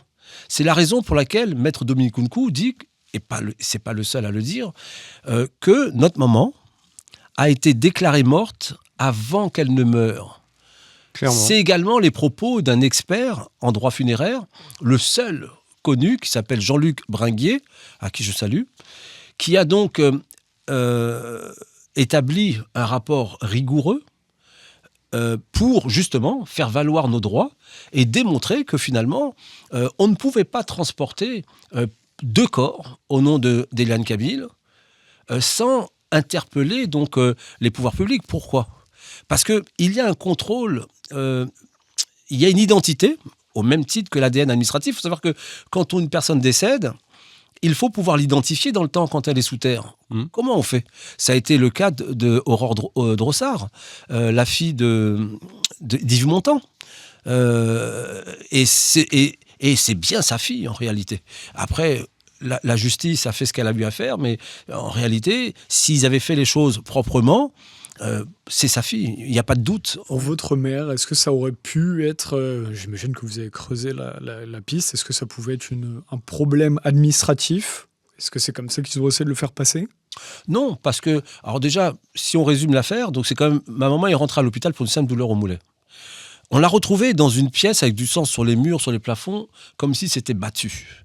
Elle avait une ouverture de l'épaule vers la poitrine droite comme ça, et finalement, avec un ventre qui gonflait, qui dégonflait, elle était sur respirateur artificiel. Et ils ont prélevé. C'est vraiment ce qu'ils ont fait. Et finalement... Dans quel hôpital L'hôpital, alors je peux le citer, alors je vais expliquer pourquoi je peux citer l'hôpital. Quelle ville ou un truc comme ça ? Non, mais même, je vais expliquer pourquoi je peux citer l'hôpital. C'est parce qu'il y a un livre qui s'appelle L'affaire Eliane Kabyl, dont aujourd'hui... pour des raisons, c'est-à-dire que suite à tout ce travail de Nexus, de Carl Zero, de Pierre Barnerias, de Morad qui t'a de Morad et la table, oui, qui m'a invité. Donc, Géorgie Nexus, c'est naturellement Morad et la table qui m'a donc invité. Donc, le livre, aujourd'hui, il se vend, il va jusqu'à 2000 €. 2000 €. Alors que nous, on le vend 10 €. Après, il est revendu... les gens prennent leur marge. C'est sur les plateformes de vente, tu sais qu'il est vendu... À 2000 €, oui, tout à fait. Et sur les plateformes de vente, quelqu'un qui veut faire son panier, boum, on lui dit... On lui demande 2000 €. C'est 2000 €, donc il n'est pas vendable du coup. C'est pour ça que nous, du coup, on ne distribue plus de livres. Il se trouve qu'on n'en a pas beaucoup non plus, c'était la première impression. Et... visiblement, il y a une surenchère sur ce livre et je pense que finalement, ceux qui ont mis cette surenchère, ils visent bien quand même parce que ce livre, il parle de l'hôpital. Oui, en fait. Il parle de l'hôpital, il est emblématique. Et en quoi ce livre est-il emblématique ? C'est parce que la 4e de couverture, elle a servi à un avocat qui s'appelle Maître Fortabat-Labattu de plaidoirie. Et il y a ce qu'on appelle, du coup, comme ça a servi lors d'une audience, il y a ce qu'on appelle l'immunité de parole. Et la 4e de couverture de ce livre est inattaquable aujourd'hui. D'autant plus que, dans le cadre de l'affaire Brigitte Macron, il y avait un livre qui a été écrit qui s'appelle « Coming Brigitte ». C'est ce livre qui a donc donné raison à Natacha Ray, parce que ce livre n'a jamais été attaqué en diffamation. Or, c'est une enquête journalistique qui a été faite à travers ce livre, et donc c'est la raison pour laquelle on ne pouvait pas attaquer Natacha Ray, puisqu'elle s'appuyait sur le livre. Le livre, l'affaire Eliane Kabyl, c'est la même chose. C'est-à-dire que ce livre, dans la 4e de couverture, non seulement il y a l'immunité de parole, il y a en première couverture le registre d'état civil avec 2 actes sur la même page, ce qui est impossible, c'est un acte par page. Il y a ce qu'on appelle l'IGREC, l'Y, c'est ce qui encadre juridiquement les actes d'état civil. Et donc, c'est vraiment un bouclier, mais vraiment qui protège, mais fortement tout le contenu et toute la démarche, parce que on ne peut pas avoir 2 actes sur la même page, produits le même jour, à la même heure, à la même minute, avec 2 noms différents. c'est impossible. Le diable se cache dans les détails. Il faut que les gens valident à quel point cette phrase est puissante. Si on le dit depuis si longtemps, l'enfer est pavé de bonnes intentions, le diable se cache dans les détails. Et toi, ce que tu fais avec ce livre, c'est que tu vas chercher le creux des détails, et en face, la justice est un peu en embarras, on va le dire comme ça, mais c'est nettement plus que ça. Ce livre se retrouve achetable, mais à 2000 €. Il y a un petit problème de clavier, et ça n'est pas modifiable ni récupérable, donc le livre n'est, pour ainsi dire, pas vendable. Et ça permet aux gens d'aller se renseigner sur ce qui s'est passé sur un cas. Toi, tu es l'histoire de ta maman et ta persévérance pour dire on veut savoir ce qui s'est passé. Tout est avec Karl Zéro et puis Pierre Bernérias. Vous découvrez alors vraiment une boîte de Pandore qui avait été bien cachée, bien dissimulée. Et moi, sur ma problématique de loi euthanasie, actuellement, il n'y a rien en France de proposé sur le prélèvement d'organes. Pour le moment, on en est en dehors. Mais je sais, nous le savons tous, que l'on y va à grandes enjambées d'ici 2, 3, 4, 5 ans. Et comment dire, il y a une personne dont je voudrais parler sur une microseconde, c'est Amin Umlil, qui vient de sortir son dernier livre. Juriste et pharmacien. Voilà, l'impossible fait justificatif, et il revient sur l'article 122.4 qui est mentionné dans la proposition de loi 661. L'article 122.4, c'est celui qui permet de dire quelqu'un peut tuer une personne en France, mais dans un cadre extrêmement précis, le policier, le militaire, toujours dans un cadre extrêmement précis, et désormais ce sera l'infirmière. L'infirmière ou le médecin pourra tuer quelqu'un dans le cadre du 122.4. Allez voir, c'est un peu la clé de voûte de l'aberration juridique. Prenez le livre d'Amin Umlil, l'impossible fait justificatif, il y a tout. Et moi, là où j'ai envie de clipser mon inquiétude pour les 2, 3, 4 ans à venir où la boîte de Pandore s'ouvrira sur le prélèvement d'organes, c'est que le médecin, l'infirmière pourront accéder à un volume de personnes à euthanasier pour récupérer l'organe, tel que ça se fait actuellement en Espagne, en Angleterre, au Québec, etc. C'est-à-dire, il se passe quoi là-bas ? Les gens qui sont euthanasiés, on leur propose de récupérer leurs organes. Et évidemment, tu penses bien qu'il y a une cotation, même si personne n'en parle. Le foie, le cœur d'un jeune dépressif de 22-23 ans est nettement plus intéressant que le foie, le cœur d'un vieux dépressif de 85 ans qui ne peut plus payer son EHPAD. Qu'est-ce que tu veux dire par là ? Il est en meilleur état. Oui. Tout simplement. Où est-ce que tu veux en venir ? Là où je veux en venir, c'est que, en fin de compte, évidemment qu'il y aura une manne de personnes âgées qui seront euthanasiées et qui pourront potentiellement rentrer dans le cadre de je donne mon organe, parce qu'il y a vraiment un esprit de sacrifice. Je donne un exemple. Une dame que je soignais me disait un jour, on est en train d'être augmenté avec mon mari à l'EHPAD de 150 € de plus chacun. On paye 2500 € chacun, donc 5000 € par mois. On a vendu la maison 100, 150 000, 200, 250 000, mais c'est comme une batterie de téléphone. Il n'y a pas, quand tu arrives à zéro, pouf, tout s'éteint. Donc, toutes leurs économies, tout ce qu'ils auraient dû transmettre à leurs enfants, ça part, voilà, comme ça. Et elle dit, voilà, on paye encore plus d'argent, elle est dépressive, son mari est en soins, en unité protégée parce qu'il a une maladie d'Alzheimer, et elle me dit, tout compte fait, si j'étais plus là, si j'étais morte, ça laisserait un peu plus de temps, d'argent pour mon mari, pour qu'il le prenne en charge. Cette pauvre petite dame, c'est à pleurer, qui n'a pas gagné sa vie, qui a payé sa vie. C'est pas tout à fait la même chose. Plutôt que d'être sur des projets de vie pour, je sais pas, une naissance, une communion, le mariage de son arrière-petite-fille, je sais pas quoi, elle, dans sa tête, elle est en train de se dire « je suis trop ». Donc elle a tout pour être dépressive. On peut lui dire « attendez, on peut prélever aussi vos organes si vous voulez, parce que là, il y a un petit gamin, voilà, ceci, cela ». En plus, elle va encore plus désirer son euthanasie parce qu'elle pourra donner des organes. Sauf qu'elle aura des organes de 80-85 ans. Mais t'inquiète pas qu'il y aura quand même du monde pour les prendre.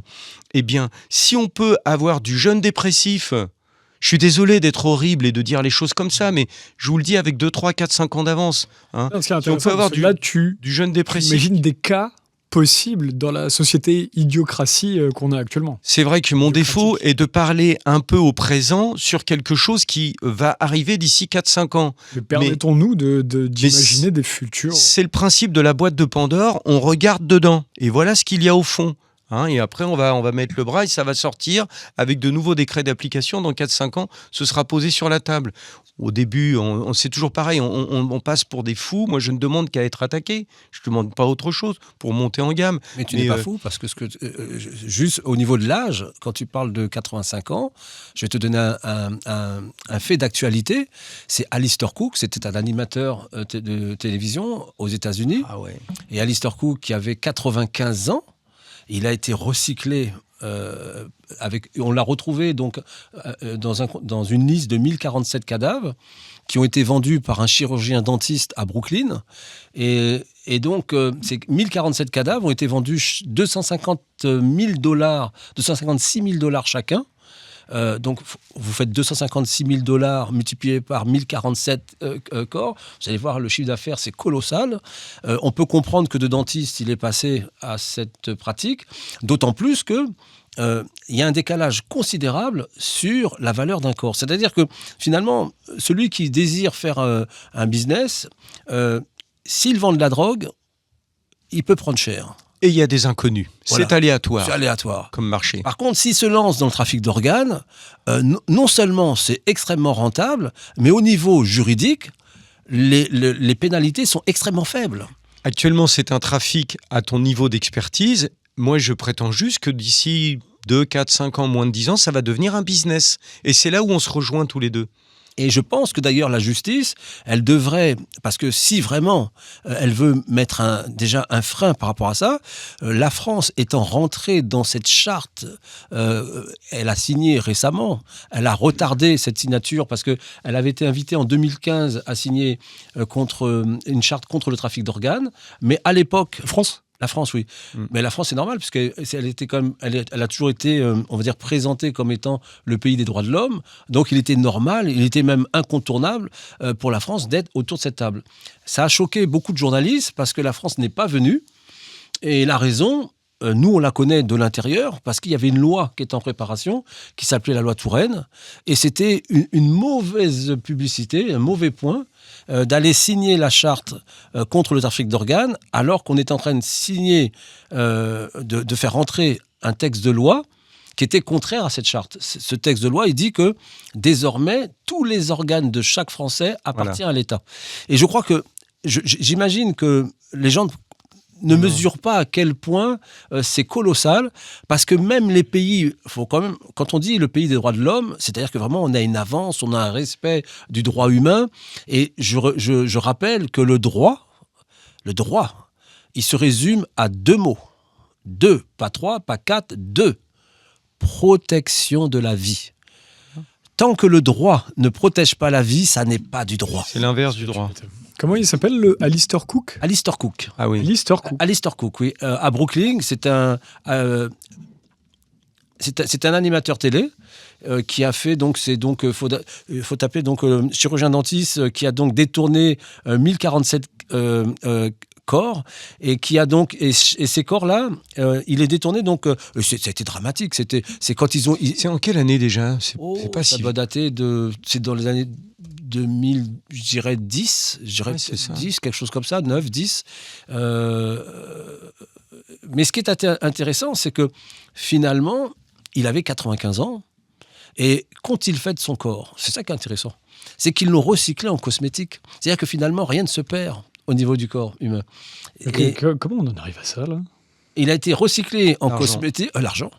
$250,000, c'est-à-dire que finalement, c'est la raison. Que l'argent rend fou, je crois que manifestement. C'est la raison pour laquelle, d'ailleurs, conscient en tout cas du potentiel sordide que l'humain est capable vraiment de plonger dans cette voie sordide. Et qu'est-ce qui a fait que ce monsieur a pu faire avancer son trafic ? On peut, voilà, tout simplement parce qu'il y avait, pour lui, il y avait moins d'inconnus. Si tu veux, il avait petit à petit, ça a dû être peut-être un peu chaotique. Il faut relire toute l'histoire, mais ça a été. Ensuite, il y a eu un flux. Moi, c'est ce que je parle. Quand je dis il y a une problématique de gestion de flux, et de là tu as amorcé sur un sujet extrêmement important sur la loi Touraine, sur le fait que les gens ignorent, ou enfin la plupart du temps ignorent, que leur organe de toute façon est automatiquement prélevable. Voilà. Autrefois, il fallait votre carte, vous êtes donneur d'organe ou pas. Maintenant, on n'a plus qu'à dire à la famille non mais vous êtes donneur d'organe. Donc le gamin qui s'éclate avec sa trottinette électrique sans son casque ou qui percute un piéton, une piétonne, etc. La personne part comment dire, avec les pompiers aux urgences, on essaye de la sauver, ils font quand même tout ce qu'ils peuvent, l'hôpital, il y a des anesthésistes, etc. À partir du moment où on sait que ça commence à devenir compliqué, se pose tout doucement la question du prélèvement d'organes. J'ai le cas d'un monsieur que je connais qui est du côté de... on va dire dans le Morbihan, sa fille, accident de vélo, prise en charge avec un énorme trauma crânien, prise en charge dans un gros hôpital en Bretagne, on va en rester là. Au bout de quelques jours, on lui dit monsieur, vous savez, ça va être compliqué, on est tous très tristes, mais je crois qu'il va falloir se rendre à l'évidence. En fait, ils veulent pas trop que le type remue, et puis lui, petit à petit, commence à lui suggérer qu'il va falloir prélever les organes. Lui, il est en panique, le ciel vient de lui tomber sur la tête, il en parle avec une copine médecin qui lui dit « Mais pardon, c'est un peu tôt pour déterminer que son cerveau est grillé, dis donc tu te laisses pas faire. » Sauf que sa gamine, elle n'est pas inscrite sur le registre national des refus. Eh bien, il s'est battu, il l'a sorti. Maintenant, sa gamine, elle est en phase de rééducation. Mais moi, je sais qu'il y a un protocole qui s'appelle le protocole Maastricht 3, qui fait une classification des gens pour savoir s'ils vont rentrer dans une catégorie prélevable. Et pour décider, si vous voulez, c'est compliqué, c'est plus compliqué qu'il n'y paraît, pour dire une personne est décédée ou pas. On croit que pour dire une personne est décédée, il suffit de dire le cœur a cessé de battre. C'est pas ça. Et en fait, non. Alors évidemment, il y a tous les gens dont le cœur a cessé de battre. Mais il y a un paquet de gens dont le cœur fonctionne encore et il faut pouvoir diagnostiquer, poser l'état de mort cérébrale. Et dans l'état de mort cérébrale, il y a un bon travail, il y a un vrai grand bon travail fait par l'immense majorité des médecins. Mais ce travail se fissure. C'est tout, notamment par le biais de ce qu'on appelle les électroencéphalogrammes. Je donne un exemple que j'ai déjà donné sur Twitter, que moi j'ai vécu en 94, dans un hôpital, en Normandie. J'étais étudiant, c'est mon stage de 3e année, je me rappelle. Une jeune femme arrive, après avoir fait une tentative de suicide, avec X boîtes de médicaments, les pompiers l'amènent, elle est intubée, ventilée avec le SAMU, et le médecin, en anesthésie-réanimation, en réanimation médicale, lui fait un électroencéphalogramme au bout de 24 heures. 24 heures, ça coûte cher. Hein. Là, actuellement, les 24 heures d'hospitalisation, ça coûte des milliers d'euros. Un électroencéphalogramme, il est plat. Il attend encore 24 heures, replat. C'est pas bon. Il réattend encore 24 heures, qu'on arrive à 72 heures, et là on a des ondes alpha qui sortent. Il lui aura fallu 72 heures pour que son cerveau se réveille, une bonne semaine pour que son cerveau revienne OK, et moi je lui dis, mademoiselle, au bout d'une semaine, vous avez réussi votre suicide, n'inquiétez pas, vous avez réussi votre suicide, on vous a pas rattrapé par les cheveux, on vous a rattrapé par le dernier cheveu, OK, mais là-haut il y a quelqu'un qui a décidé que vous aviez un destin à accomplir, manifestement, vous êtes au premier jour du reste de votre vie, hein. Voilà ce que je peux vous dire. 3 électroencéphalogrammes à 24 heures de distance. Protocole Maastricht, je crois, à partir de 95, on passe à 2 électroencéphalogrammes à 4 heures de distance. Il y a des études américaines qui ont été faites et qui ont démontré, on va apprendre des gens qui sont en électroencéphalogramme à 4 heures de distance et on va quand même maintenir le protocole pour voir au bout de 3 jours. Ils se sont aperçus que 18% des gens, au bout de 3 jours, 3e électroencéphalogramme, avaient le cerveau qui fonctionnait encore. Tu vois un peu le côté terrible ? Allons sur une dernière question. On va arriver vers la fin de l'entretien, mais par contre, c'est passionnant. Effectivement, j'ai pas pris la teneur qu'on allait passer, de la fin de vie et l'euthanasie jusqu'à cette question-là, mais qui du coup sont des questions fascinantes. Des liens terribles. Là, j'ai vérifié en direct l'histoire de Monsieur Mastromarino. Voilà, ça c'était qui a plaidé coupable du vol des 1000 cadavres. Il était obligé. Ancien dentiste reconverti. Là, je suis sur un article de la RTBF, radio-télévision suisse, belge, française. Un ancien dentiste reconverti en trafiquant d'organes de cadavres. Mais comment on en arrive à ça? C'est une autre émission, ça. Mais par contre, ce qui est intéressant de dire concernant cette personne, c'est que la question, elle est forte. Il faut si, par exemple, une personne qui se trouve avec qui vend de la drogue, finalement, on lui saisit la marchandise, on saisit également tout l'argent. Ses comptes sont bloqués, tout son argent est bloqué. Moi, ce que je ne comprends pas, c'est que lui, il a été arrêté. Ce dentiste. Mais il y a bien le journaliste. Voilà, mais moi, la question la plus cruciale que personne ne pose, qu'aucun journaliste ne pose, c'est les 1047 corps qui ont été achetés $256 000 chacun. Oui. L'argent, c'est une. Comment ils ont fait pour payer ça?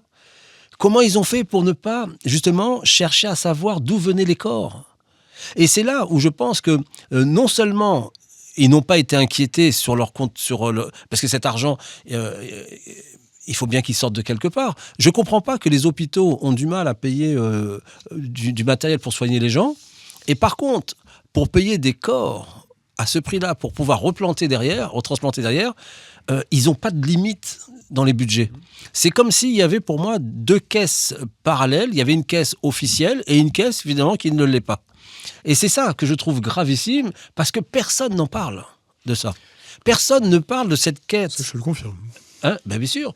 Et quand je vois, par exemple, la société en question qui s'appelle LifeCell, Alloderm, c'était le produit donc qui a permis, ce monsieur a été transformé en cosmétique avec le truc Alloderm. Moi, je trouve ça gravissime.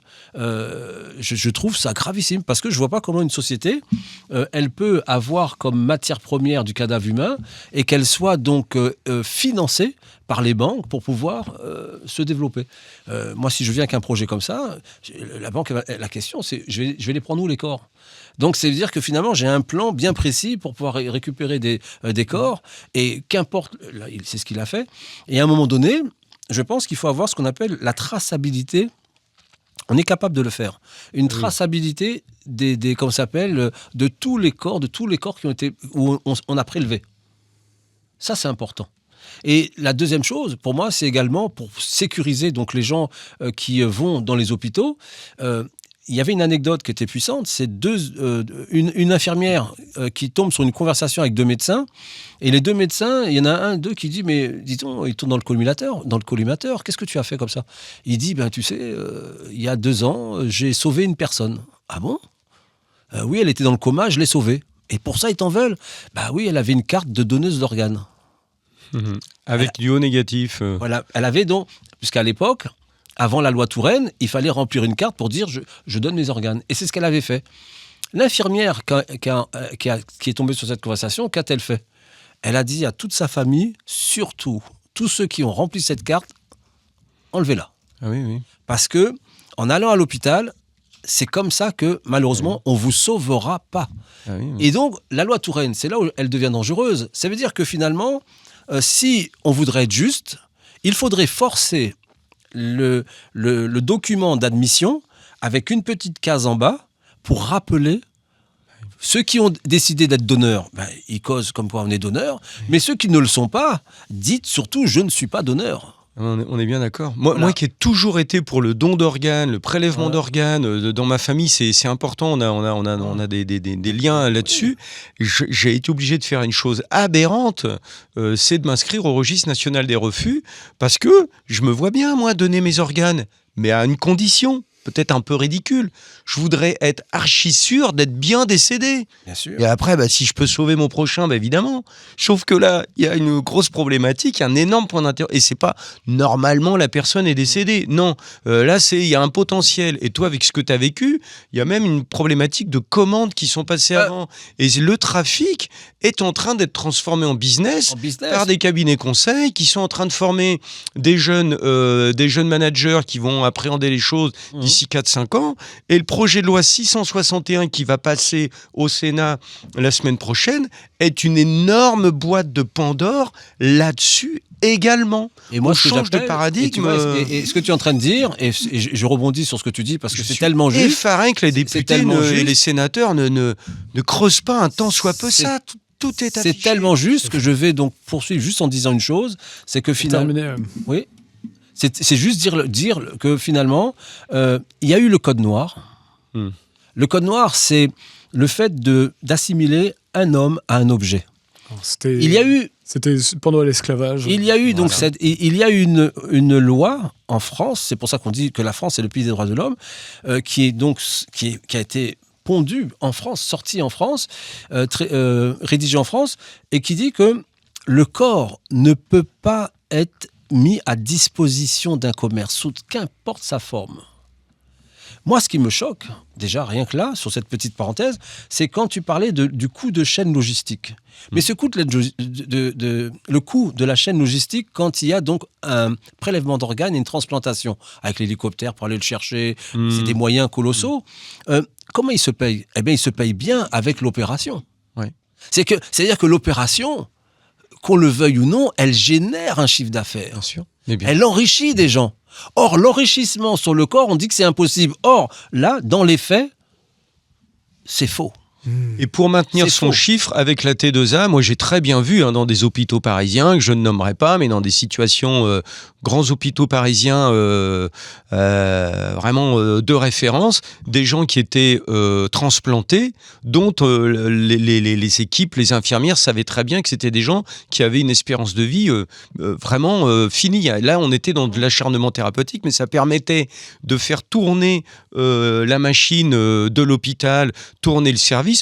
Tant qu'on peut transplanter, je suis pour, mais on ne va pas transplanter quelqu'un pour qui c'est vraiment avéré, c'est vraiment trop tard, malheureusement. On pleure tous, mais oui, c'est un énorme problème. Je suis désolé s'il y a des gens qui regardent et qui sont choqués par ce que je dis. Mais voilà, en allant plus loin, c'est de dire, il y avait donc la loi Touraine, qui est donc qui est pour moi le premier article qui donc constitue le nouveau code noir.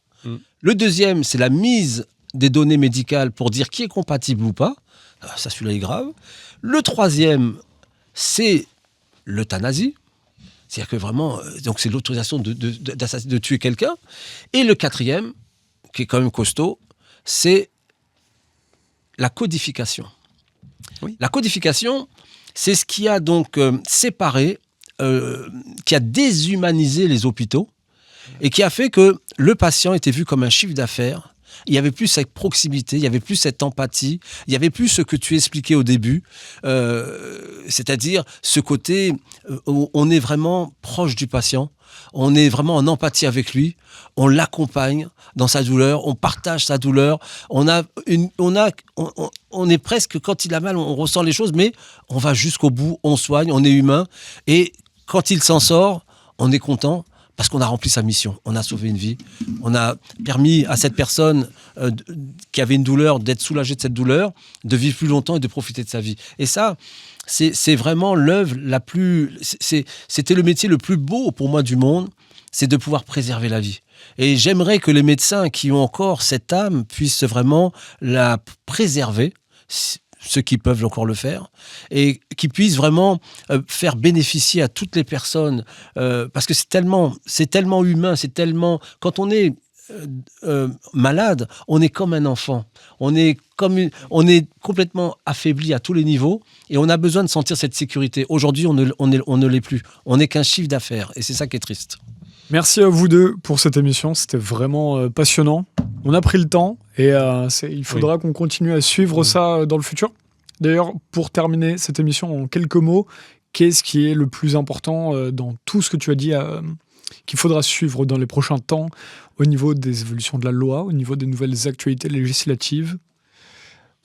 Euthanasie de masse, l'article 4, et quand même le livre d'Amin Umli, l'impossible fait justificatif sur l'article 122.4 du Code pénal, c'est-à-dire l'article 2. Je suis désolé, c'est un discours de juriste, mais là, le cœur du sujet, c'est prenez le livre d'Amin Umli, c'est la clé de voûte, c'est la plus grosse fissure de cette boîte de Pandore. En tant que citoyen, tu es obligé de t'intéresser à la loi. Parce qu'à la fin, que ce soit en santé, que ce soit dans nous, on travaille beaucoup sur les grandes surfaces, sur tout type de sujet. Les moments où les agriculteurs avec le Mercosur, là, à chaque fois, tu peux essayer de te rebeller. À la fin, le gouvernement dit non, mais la loi est passée. Voilà. La loi est passée. Et c'était il y a 3 ans. Et vous n'étiez pas intéressé à ça. Et ils n'ont pas tort. C'est ça le pire. Oui. Que si les gens ne s'intéressent pas à ça, et c'est là où après, moi je dénonce une surcomplexification de ça. Parce qu'à la fin, tu ne peux pas reprocher aux gens de ne pas s'y intéresser quand en fait les gens sont débordés. Transport, travail, enfants, éducation. Ça fait partie. Et c'est pour ça que votre travail est essentiel. De la stratégie, ça fait partie malheureusement de la stratégie du gouvernement. Et le tien aussi. Et je trouve ça, et ce sera le mot de la fin, c'est finalement ce dont on parle, c'est la vie. Quand je disais que le droit se limite à 2 mots, protéger la vie, et quand le droit n'a plus sa place, ne remplit plus son rôle, il est normal que la vie est attaquée à tous les niveaux, que ce soit par les agriculteurs qui, eux, préservent la vie à travers le vivant, à travers le vivant qu'ils transmettent par la nourriture, qui est la santé. Et quand on attaque la santé, on attaque du coup l'humain dans sa vie, dans sa durée de vie. Et donc, c'est pour ça que tout le monde devrait donc être sensible à la cause des agriculteurs, sensible également au droit qui n'est pas respecté, parce que du coup, la vie n'étant pas respectée, il faut que chacun retrouve sa place. Il faut même, je pense que ce qu'on appelle pour moi un tribunal citoyen reprenne sa place, car tous les jugements sont faits au nom du peuple et on ne peut pas laisser le peuple être absent des tribunaux. Voilà. Et un point pour clôturer cet entretien qu'on n'a pas pu aborder là, mais qui est très intéressant sur la fin de vie, c'est en fait ce que ça dit, cette agitation autour de la fin de vie sur le vide spirituel qu'on a aujourd'hui en France. Je ne parle pas du tout de religion spécialement ou ce genre de choses, mais plus largement la spiritualité, là où on en est philosophiquement, psychologiquement, dans l'axe, après le rapport au mystique c'est une autre chose, mais quand une population en vient à se dire « j'ai trop de souffrance, je ne tiens pas, je demande à avoir des médicaments pour en arriver sur de la fin de vie », ça en dit beaucoup là-dessus. On pourra en reparler dans une autre émission, peut-être avec Amine Noumlil, on en rediscutera avec grand plaisir. Merci à vous deux encore une fois, merci aux lecteurs. Nexus, c'est un magazine aussi papier, vous pouvez l'avoir près de chez vous, en kiosque ou le commander sur nexus.fr. Et je le répète, si jamais vous voulez vous abonner, plus vous vous abonnez, plus vous êtes d'abonnés aujourd'hui. On a des milliers, mais plus il nous en faut des dizaines de milliers pour pouvoir en mettre dans toute la France, partout. Au moins pour embêter. Si vous ne le faites pas pour nous, faites-le pour embêter les pouvoirs. On va essayer comme ça. Merci à vous ensemble encore et suivez leurs travaux et le livre aussi de Thierry Cabil. L'affaire Eliane Kabil que vous pouvez retrouver. Merci à vous. Bye bye à tous. Merci.